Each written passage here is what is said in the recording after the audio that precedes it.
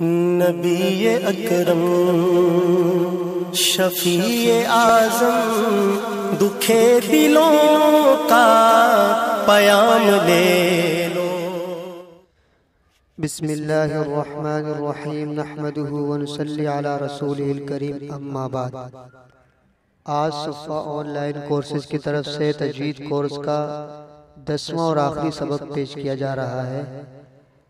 اس سبق کو پیش کرنے سے پہلے سامعین سے گزارش ہے کہ جنہوں نے اب تک ہمارے چینل صفحہ پی کے کو سبسکرائب نہیں کیا وہ سبسکرائب کر لیں اور ساتھ ہی بیل کے بٹن کو دبائیں تاکہ جب بھی کوئی نیا کورس شروع کیا جائے تو آپ تک اس کی اطلاع پہنچ سکے۔ تو اس سبق میں ہم قرآن مجید سیکھنے اور سکھانے کے فضائل اور اسی طرح تعاوذ و تسمیہ کے مسائل کو ذکر کریں گے۔ تو پہلی بات، قرآن مجید سیکھنے سکھانے کی کیا فضیلت ہے؟ تو حضور اکرم صلی اللہ علیہ وسلم کا ارشاد ہے کہ تم میں سے بہترین وہ ہے جو قرآن کریم سیکھے یا دوسروں کو سکھائے، بخاری شریف کی روایت ہے۔ اسی طرح حضور اکرم صلی اللہ علیہ وسلم فرماتے ہیں کہ اللہ تعالیٰ کا فرمان ہے، جس شخص کو قرآن شریف سیکھنے سکھانے پڑھنے پڑھانے کی مشغولیت کی وجہ سے ذکر کرنے اور دعائیں مانگنے کی فرصت نہیں ملتی، میں اس کو سب دعائیں مانگنے والوں سے زیادہ عطا کرتا ہوں۔ اللہ تعالیٰ کے کلام کو سب کلاموں پر ایسی ہی فضیلت ہے جیسی خود اللہ تعالیٰ کو مخلوق پر۔ یہ روایت ترمذی شریف میں۔ اب کچھ تعاوذ و تسمیہ کے مسائل ہیں۔ تعاوذ کا مطلب ہے اعوذ باللہ من الشیطان الرجیم، اور تسمیہ کا مطلب ہے بسم اللہ الرحمن الرحیم۔ تو اس میں چند مسئلے ہیں۔ پہلا مسئلہ کہ قرآن مجید شروع کرنے سے پہلے اعوذ باللہ من الشیطان الرجیم پڑھنا مستحب ہے۔ دوسرا مسئلہ، اگر کسی مقصد کے لیے صرف ایک آیت پڑھنا چاہتا ہے تو صرف اعوذ باللہ من الشیطان الرجیم پڑھنا بہتر ہے۔ نمبر 30 یعنی تیسرا مسئلہ، اگر سورت شروع کرے تو بسم اللہ پڑھنا سنت ہے۔ چوتھا مسئلہ، اسی طرح اگر پڑھتے پڑھتے کوئی سورت بیچ میں شروع ہو گئی تب بھی بسم اللہ پڑھنا سنت ہے۔ مسئلہ نمبر 5، پڑھتے پڑھتے سورہ توبہ آ جائے تو بسم اللہ نہیں پڑھنی چاہیے، صحابہ کرام سے ایسا ہی ثابت ہے۔ مسئلہ نمبر 6، بعض علماء فرماتے ہیں کہ سورہ توبہ سے تلاوت کی ابتدا کرے تب بھی بسم اللہ نہ پڑھے، لیکن زیادہ صحیح بات یہ ہے کہ اس صورت میں بسم اللہ پڑھنا جائز اور مستحب ہے۔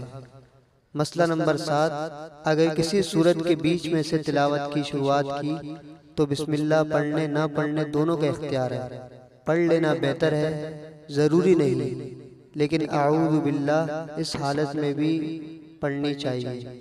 خلاصہ یہ ہے کہ اگر تلاوت کی شروعات صورت کے بیچ سے ہے تو بسم اللہ پڑھنا جائز اور باعث برکت ہے۔ البتہ اس کو سنت کا درجہ نہیں دیا گیا جس طرح ابتدائی صورت میں ہے، کیونکہ بسم اللہ کا اصل محل ابتدائی صورت ہی ہے، اس لیے صورت کے بیچ میں سے ابتدا میں صرف تعاوذ پر اکتفا کرنا بھی جائز ہے۔ الغرض، ہر تلاوت کی ابتدا میں بسم اللہ پڑھنا جائز اور باعث برکت ہے۔ ہاں، صورت کی ابتدا میں سنت ہے۔ واللہ تعالی عالم۔ یہ تو سبق تھا۔ اس سبق کی مشق یہ ہے کہ قرآن مجید کا جو آخری پارہ ہے عامہ، اس میں جو آخری 13 صورتیں ہیں ان کی خوب اچھی طرح مشق کی جائے اور پھر کسی قاری یا قاریہ کو سنایا جائے، مطلب مرد حضرات مردوں کو اور خواتین کو سنائیں، اور اپنے تلفظ کو درست کریں۔ جیسا کہ پہلے بھی بتا دیے گئے، صرف ان حروف کی درستگی پر زیادہ زور دیا جائے کہ جن کی غلط پڑھنے سے معنی بدل جاتا ہے۔ تو اب میں 13 صورتوں کو پڑھتا ہوں، تو آپ حضرات انہیں سنیں اور پھر ان کی خوب مشق کریں، زبانی بھی ان کو یاد کرنے کی کوشش کریں۔ تو پہلی صورت ہے سورہ تکاثر۔ بسم اللہ الرحمن الرحیم۔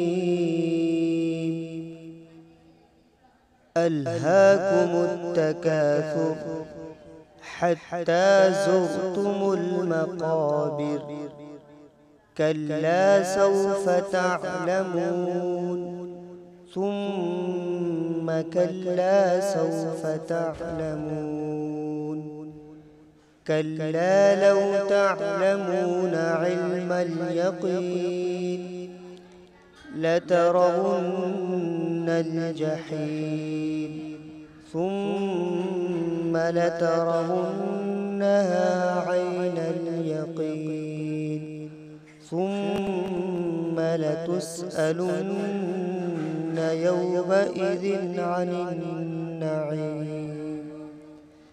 بسم الله الرحمن الرحيم. والعصر إن الإنسان لفي خسر إلا الذين آمنوا وعملوا الصالحات وتواصوا بالحق وتواصوا بالصبر. بسم الله الرحمن الرحيم. ويل لكل همزة لمزة الذي جمع مالا وعدده يحسب أن ماله أخلده كلا لينبذن في الحطمة وما أدراك ما الحطمة نار الله الموقدة التي تطلع على الأفئدة إنها عليهم مؤصدة في عمد ممددة. بسم الله الرحمن الرحيم. ألم تر كيف فعل ربك بأصحاب الفيل ألم يجعل كيدهم في تضليل وأرسل عليهم طيرا أبابيل ترميهم بحجارة من سجيل فجعلهم كعصف مأكول. بسم الله الرحمن الرحيم. لإيلاف قريش إيلافهم رحلة الشتاء والصيف فليعبدوا رب هذا البيت الذي أطعمهم من جوع وآمنهم من خوف. بسم الله الرحمن الرحيم. أرأيت الذي يكذب بالدين فذلك الذي يدع اليتيم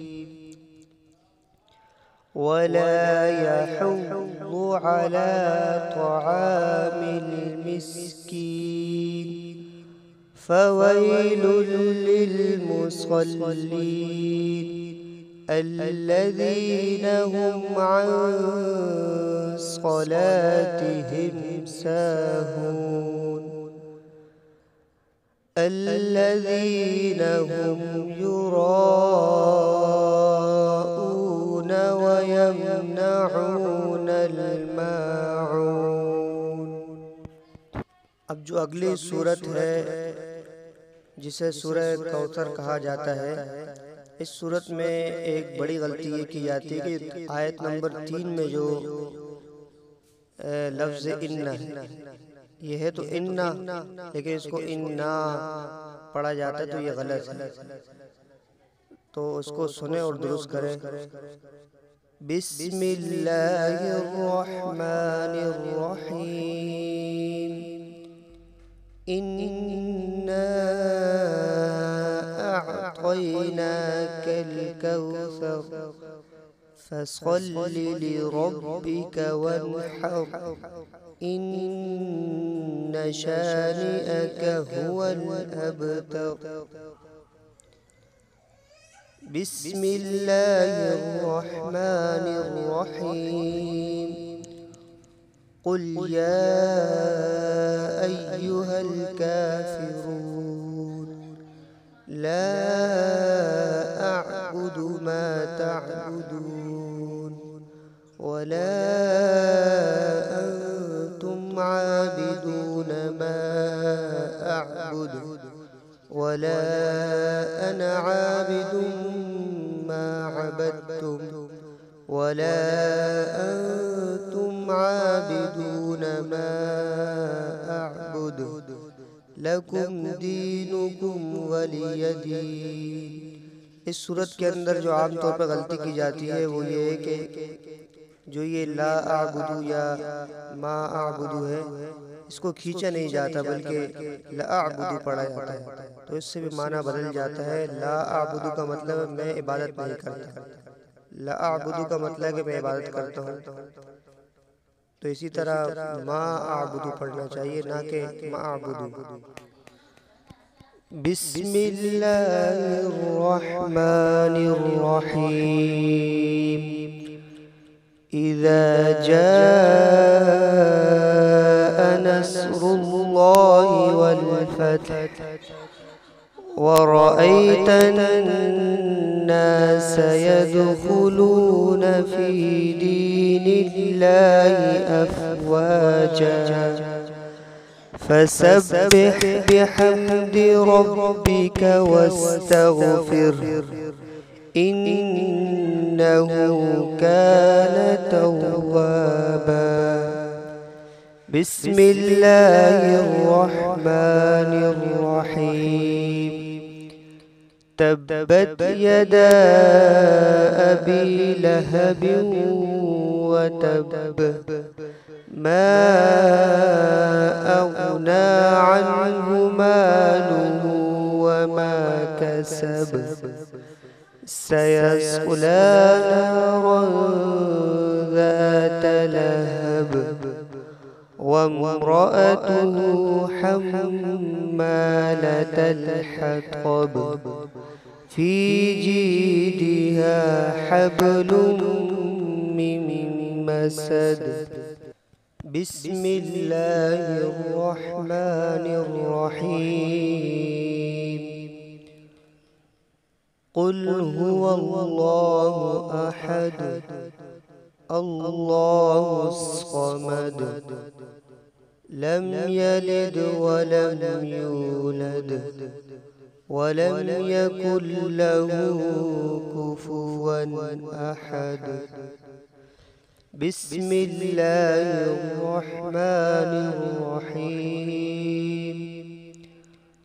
कुल अऊज़ु बिरब्बिल फलक मिन शर्रि मा खलक वमिन शर्रि गासिकिन इज़ा वक़ब वमिन शर्रि नफ़्फ़ाथाति फ़िल उक़द वमिन शर्रि हासिदिन इज़ा हसद।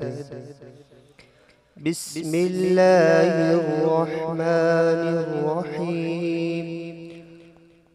कुल अऊज़ु बिरब्बिन नास मलिकिन नास इलाहिन नास मिन شر الوسواس الخناس الذي يوسوس في صدور الناس من الجنة والناس۔ یہ جو 13 صورتیں ہیں ان کی خوب مشق کریں، انہیں یاد کریں۔ اللہ پاک ہمیں قرآن کے ساتھ حقیقی محبت نصیب فرمائے اور قرآن پر عمل پیرا ہونے کی توفیق عطا فرمائے۔ وآخر دعوانا الحمدللہ رب العالمین۔